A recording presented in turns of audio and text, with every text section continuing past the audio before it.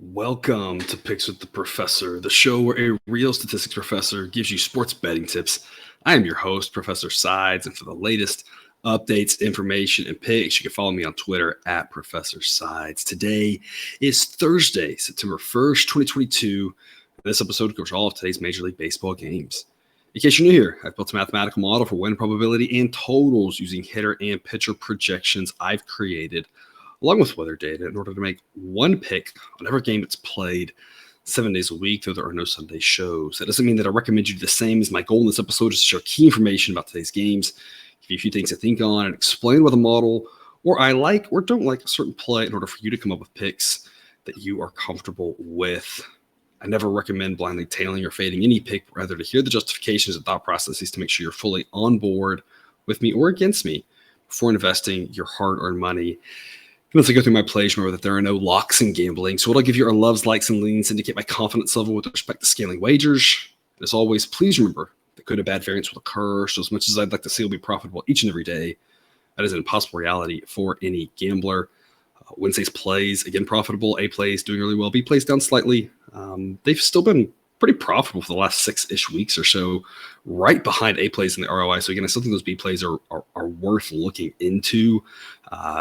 This week, I think they're, kind of hovering around break even. This week, the A plays are carrying us, but it's still been more good times. Those B picks are solid investments because there's been a couple times when the A plays haven't done as well and the B plays have. So just a lot of great picks here. It's been fantastic. I don't know what else to say. I kind of keep coming back to it every few days. It's been a great run. It's been a lot of fun.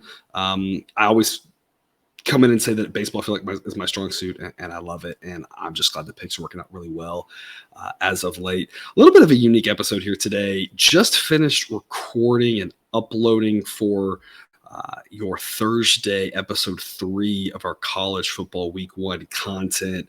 I think I burned cousin Jared out with all of the college football stuff we did. So he's not here with us today. He usually comes on Thursdays. And so with a shorter slate and being up late anyway, I just wanted to knock out the Thursday games and give you this recording a little bit earlier than usual. So if you're up late, if you're on the West Coast, you can listen to this and get your picks in overnight. If not, whenever you're up on Thursday, this will be ready for you. Hopefully the lines won't have moved too much. Usually there is some movement sometime around when I record, usually. So if you're catching this earlier than usual, it'll be before the movement. If later in the day that things might have moved. And again, I always talk about you never really know where it's going to go, but a little bit of a different episode today. I won't be able to talk about totals today. I bring in weather data on that, and the weather data this far out is just not really as predictive as it is in the morning. So what I'll do in the morning when I get up, and try to sleep in a little bit, but at some point in the morning when I get up, I will import the weather data in, and the totals will populate. I'll put those in the sheet, update that as well.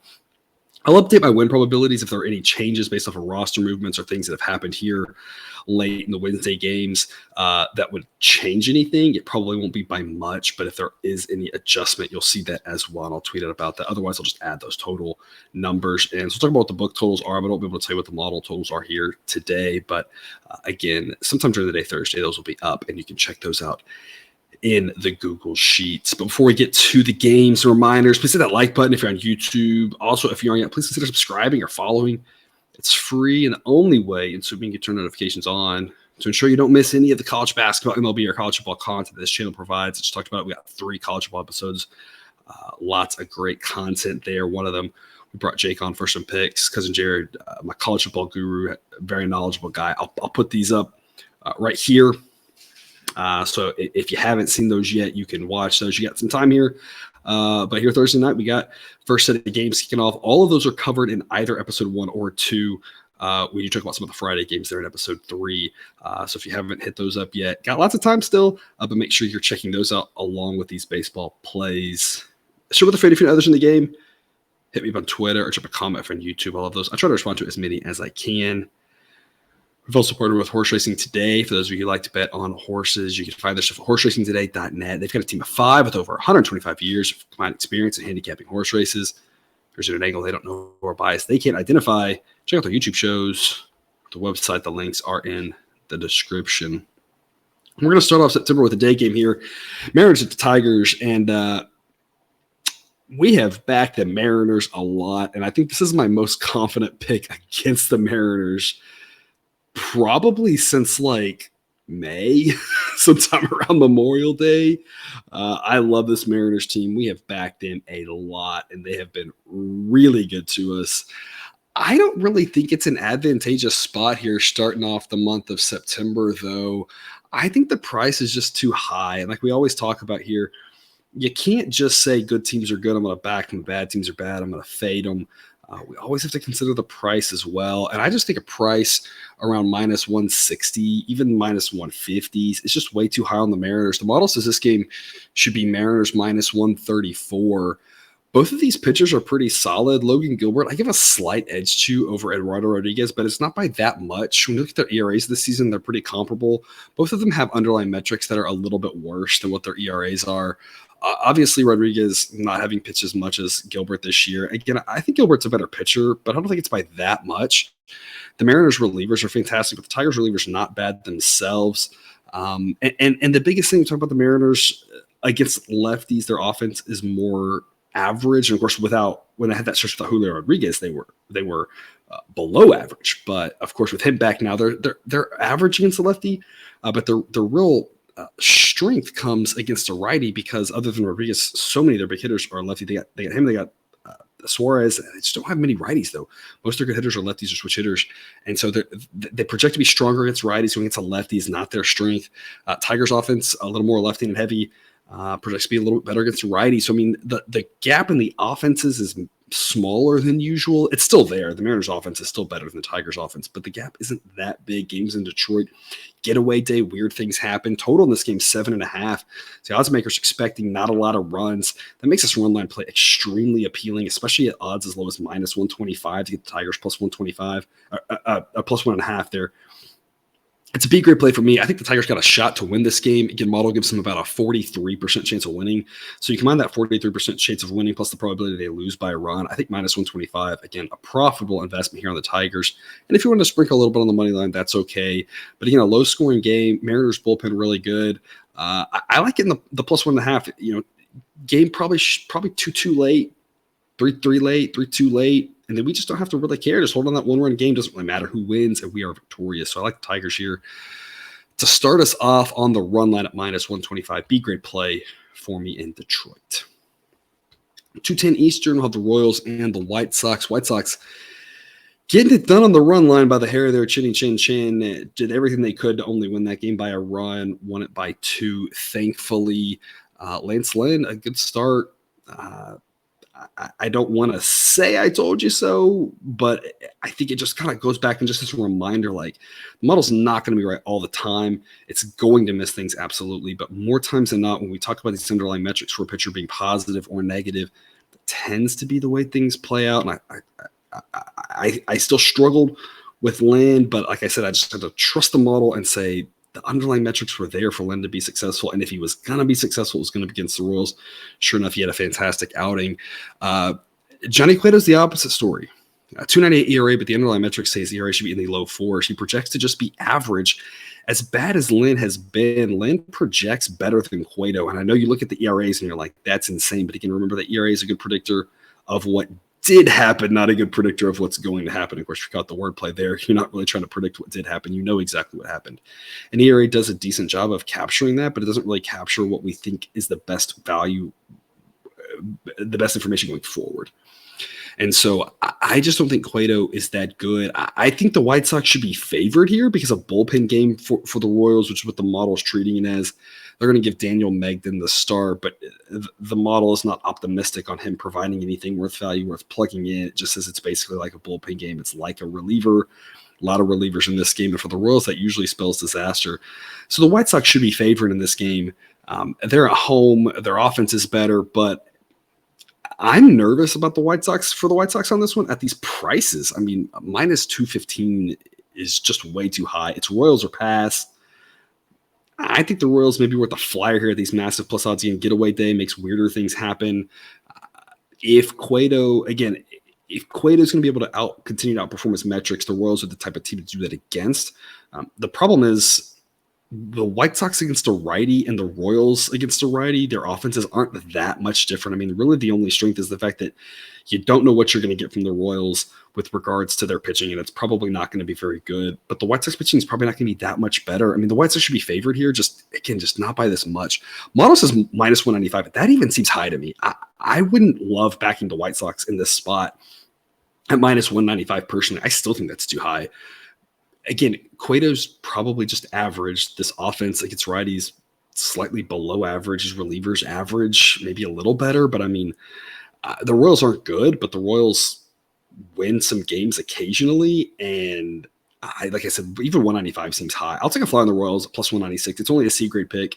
If it starts with a 2, I think it's worth a B grade investment. I think the Royals are worth a look. It's like I said, it's Royals are past. I think it's worth a look. Half unit something. They might pull it off. They might not. But again, with these type of odds, you don't need them to pull it off 40% of the time to be profitable.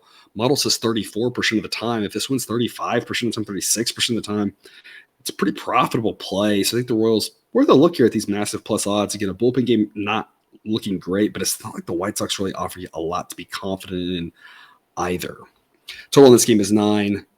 And again, as a reminder, I'll update the model sheet with totals from the model tomorrow. Or today, if you're watching it today. Later in the day. Depends on when you're watching this. 4:05 Eastern first pitch, A's at the Nats. My analysis for Wednesday's A's Nats game was no. My analysis for Thursday's A's Nats game is also no. I did add a pick on Twitter on the sheet. I added this C grade pick on the Nats, and the Nats won that one. As it got down to minus 103, I was like, there's probably enough value to be worthy of an investment. I think the model said like minus 107 for the Nats, so minus 103 on the Nats offered a little, like a 1% edge. Again, worth a flyer.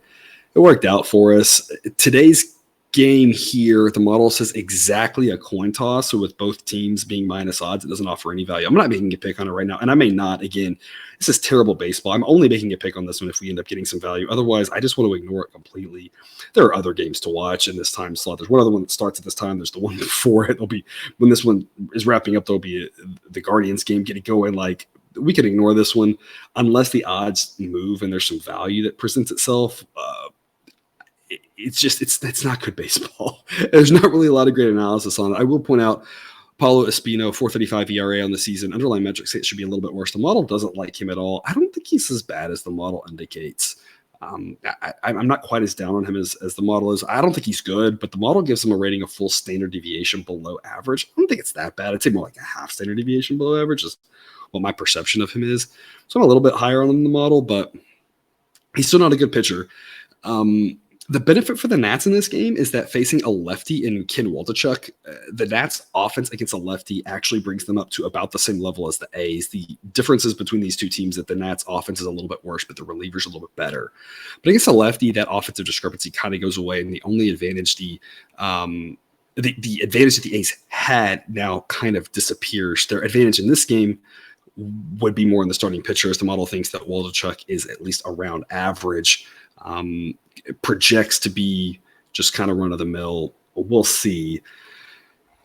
If you could get plus odds in the Nats, I'd definitely take it at home.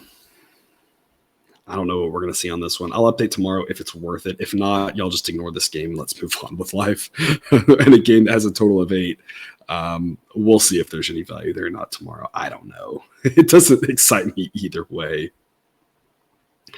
14 Eastern first pitch. This is the one that should excite you. Dodgers Mets. First 2 games of the series have been fantastic one-run games and a lot of fun. I expect more of the same here today in this one. Clayton Kershaw versus Chris Bassett. You have the same issue for the Mets, not projecting as well against a left-handed pitcher. And, of course, that's what Kershaw is. And so the Mets against a righty and the Dodgers against the lefty, now offenses are probably pretty close to even. But in this game, the Dodgers are going to have a pretty big offensive advantage given the fact that they're going up against a righty and the Mets have to face a lefty. Of course, relievers are going to probably be out of wash.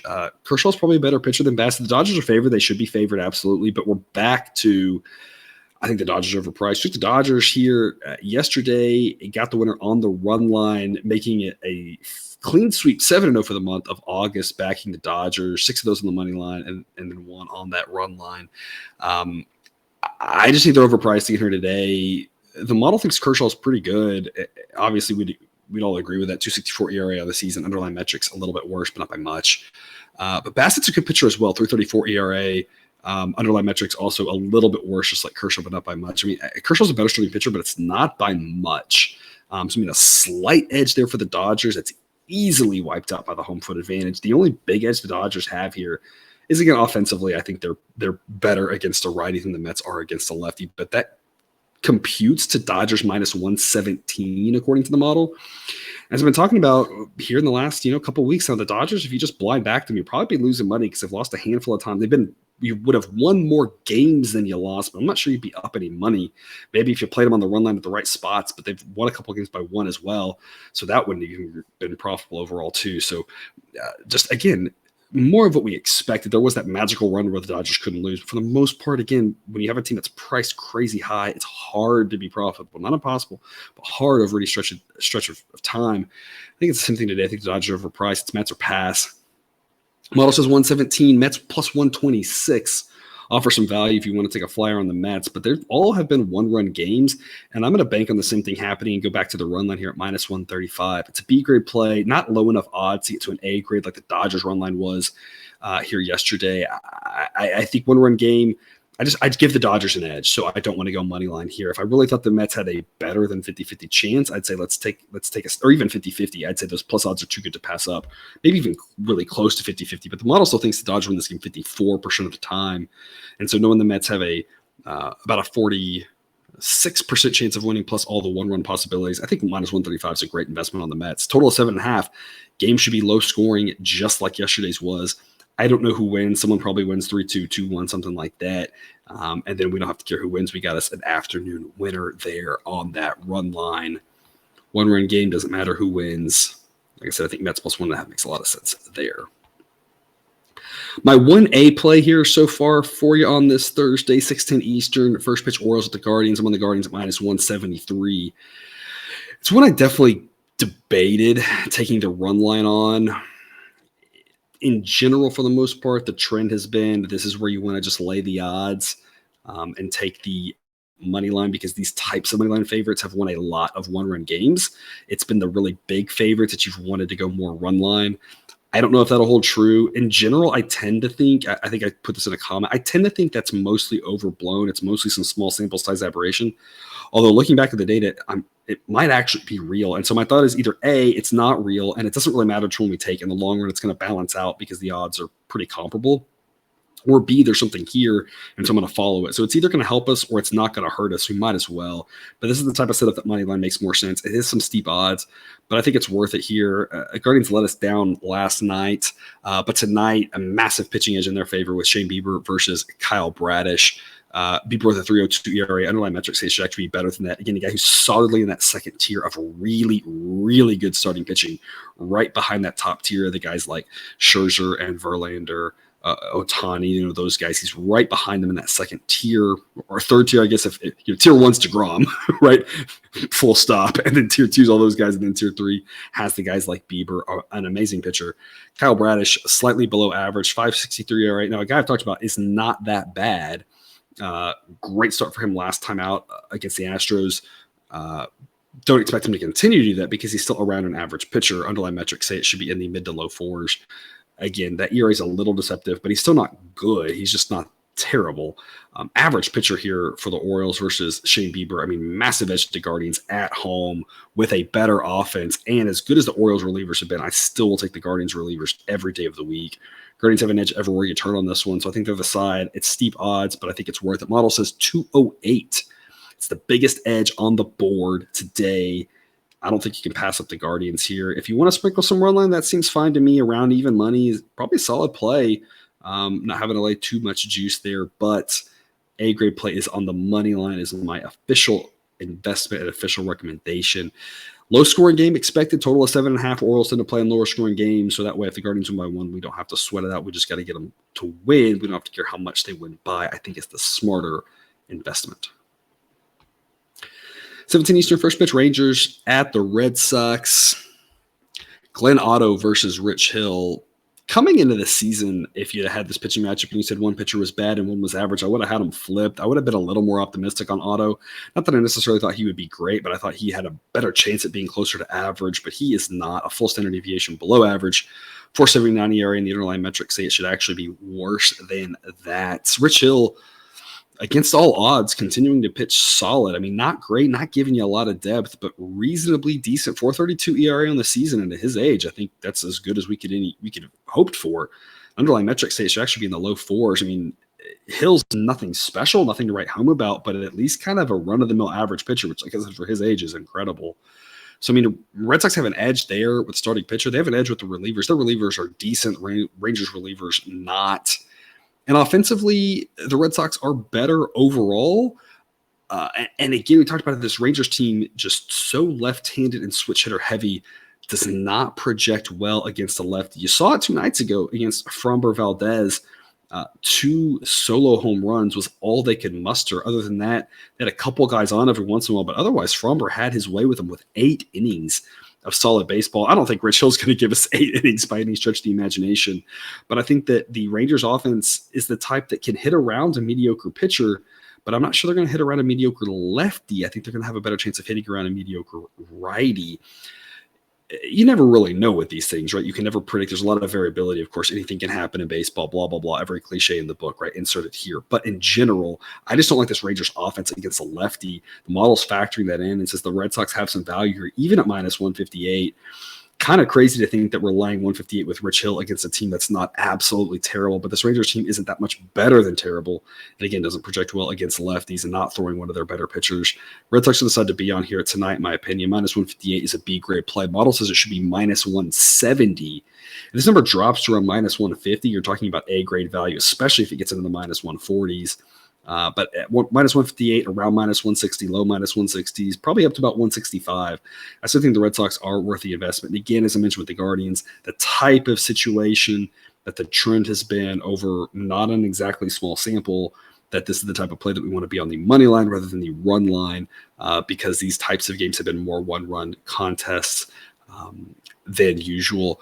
Although I will say total 9.5 is what the books are hanging, so they're expecting a lot of runs. That lends to more likely to be a run line. So if I was going to play this one or the Guardians on the run line, I probably would do this one with the higher total, thinking if there's a bunch of runs, if the Red Sox put up some crooked numbers, they're more likely to win something like 6-4, whereas if it's a lower scorer game, there's just harder to have combinations that lead to more than 1-run runs. There's just not as many of them with fewer runs. So if I was going to do a run line between this one or the Guardians, I do it on the Red Sox. But again, this is the type of play that I'm just going to take the money line and be happy there. Again, odds in the minus 160s or better. Solid investment on the Red Sox. B grade play for me there in Boston. 7:20 Eastern first pitch. Rockies at the Braves. Chad Kuhl versus Spencer Strider. Oh boy.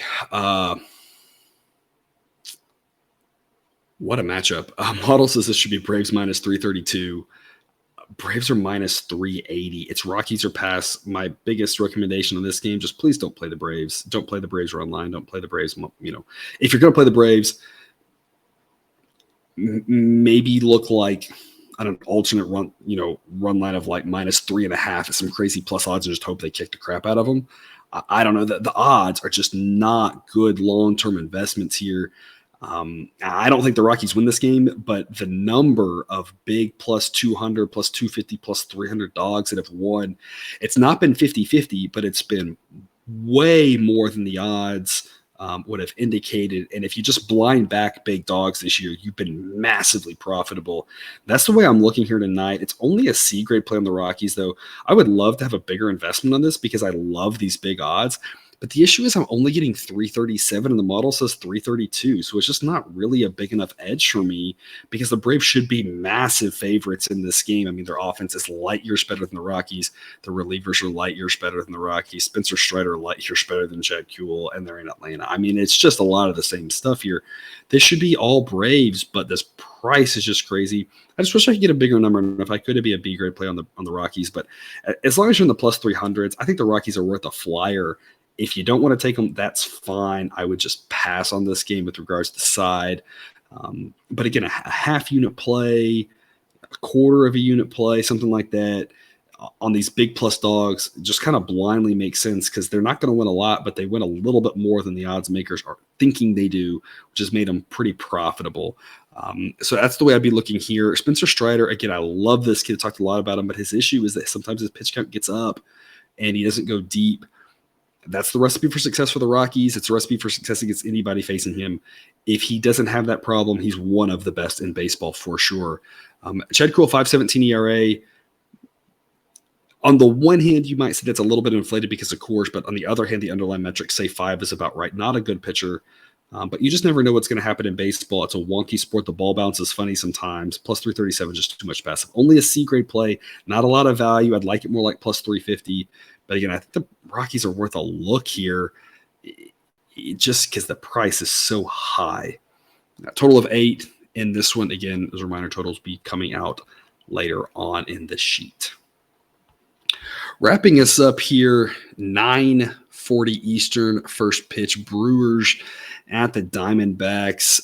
Diamondbacks still allowing runs here to the Phillies. Doesn't really matter what time you're watching this. They're probably still allowing runs to the Phillies, 3 a.m., 6 a.m., 8 a.m. They're probably still doing it. Diamondbacks have been playing fantastic. Talked about that on yesterday's show. Then it all kind of came to crashing back down in one game. They got a shot in this one against the Brewers, though, with Merrill Kelly, a guy who, again, we've talked about, undervalued at times, pretty solid, respectable pitcher against Brandon Woodruff. Also a good pitcher, but this Brewers offense kind of hit or miss. This Diamondbacks offense kind of hit or miss. Games in Arizona. Kelly's a decent pitcher. I mean, the Diamondbacks got a shot in this one. So the biggest thing here is I just wouldn't like too big of odds with the Brewers. Model says it should be Brewers minus 111. So depending on what sort of odds we can get on this one will determine what the play is. As of, again, a little after midnight Central here now on Thursday when I'm recording this, and I'll get this uploaded shortly. There's just no line out yet. So come morning time, I will make a pick on this one. Again, model says Brewers minus 111. Here's where my head is on this game. If I can get Brewers minus 100 something, it's probably a B grade play. If I get plus odds, even money or plus odds on the Brewers would be an A grade play. It's kind of my threshold for an A grade is even money. And again, minus 100 something would be a B grade play on the Brewers. Minus 110, to probably minus 115-ish is more of a C grade play on the Brewers. Once you get above that, flipping the other direction, if you're plus 115 to now that you're looking B grade play on the Diamondbacks, plus one, probably 20 to 25. Now you're starting to get in the A grade territory. Again, with Kelly on the mound, depending on what you're looking at here for the Diamondbacks, maybe better to go run line. I would not go run line with the Brewers. If you like the Brewers, I would probably just take them on the money line. If you like the Diamondbacks, I'd probably take them on the run line. Kelly can keep them in this game. It should be a tight contest. Again, the difference in these teams is the relievers for the Diamondbacks aren't good, but otherwise, I see a lot of similarities here. The Diamondbacks offense against the righty, pretty competent. Brewers offense against Kelly will also be competent. Brewers get a slight edge, but it's not a lot. Woodruff a little bit better than Kelly, not a lot. Games in Arizona, all that offsets again the big edge is the relievers. So, I mean, the Brewers should be favored, but I just don't think it's by much. Again, I'll make a play once we get numbers on this one. But again, 2 pitchers I like, 2 pitchers with ERAs around 3, underlying metrics around 3. I mean, 2 guys that are solid pitchers here. So, again, we'll make a play on that one later on. That's all of Thursday's games. Again, check the sheet and Twitter for updated picks, totals. Right now, for your Thursday, only one A grade play. It's that 6 p.m. Eastern start. Guardians at minus 173 at home against the Orioles. And that's all I've got for you. Just a quick reminder again, check out that college football content. You got some time to hit up that before some of the games get started here on Thursday, more on Friday, and then all of them on Saturday. Make sure you catch all of that. We'll have another couple baseball episodes for you. So a lot of content to check out here. A great month of September with baseball every day. Most of the days have a lot of games and all the college football stuff. So a lot for you here. Got Google Sheets out for both baseball and college football with model picks, projections, results, extra goodies in those tabs as well. Those links are always in the show's description. They're always on the website. Some extra goodies on the website too. Lots of things for you to peruse. Website again, www.pickswiththeprofessor.com. If you haven't done so yet, please click that subscribe button to ensure all the sports betting content we provide on this channel. And it is a lot at this point of the year. We jumped right into your YouTube feed. I will see you again for Friday's MLB slate. And until then, remember, you can eat your betting money, but please don't bet your eating money.